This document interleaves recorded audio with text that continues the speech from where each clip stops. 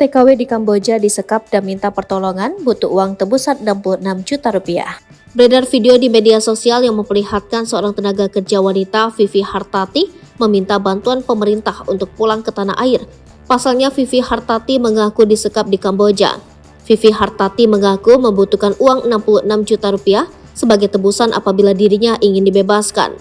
Saat ini Vivi Hartati tak bisa berbuat banyak di negeri orang lantaran paspornya ditahan oknum. Selain itu, dirinya mengaku terus diawasi oleh sejumlah oknum agar tidak melarikan diri. Terdengar dalam video yang beredar, perempuan berusia 20 tahun tersebut berbicara secara lirih. Hal itu dikarenakan di belakangnya banyak petugas yang menjaganya. Seperti diketahui, Vivi Hartati merupakan warga kampung Kaum Tengah RT 2 RW 1 Desa Kadupanda, Kecamatan Kadupanda, Kabupaten Cianjur. Kakak Vivi Hartati, Dera, menyatakan sang adik bekerja di sebuah hotel yang berada di kota Sihanoukville, Kamboja. Adapun Vivi sudah bekerja di hotel tersebut selama 1 bulan.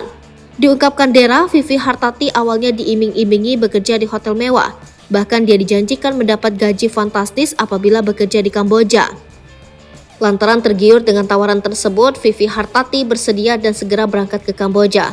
Mirisnya, kini Vivi Hartati mengaku tidak betah. Dia mengaku tidak ingin bekerja di tempat tersebut. Lanjut, Dera menyatakan sang adik kandungnya turut meminta tolong dan mengirimkan lokasi penyekapan. Vivi Hartati meminta sejumlah uang tebusan agar bisa pulang ke Indonesia. Meski demikian, pihak keluarga hingga kini belum bisa memberikan bantuan padanya. Pasalnya pihak keluarga tak memiliki uang banyak untuk menebus pembebasan Vivi. Atas hal tersebut, keluarga memohon bantuan dari pemerintah. Kendati demikian, hingga kini belum ada respon dari pemerintah pusat maupun daerah terkait viralnya video tersebut.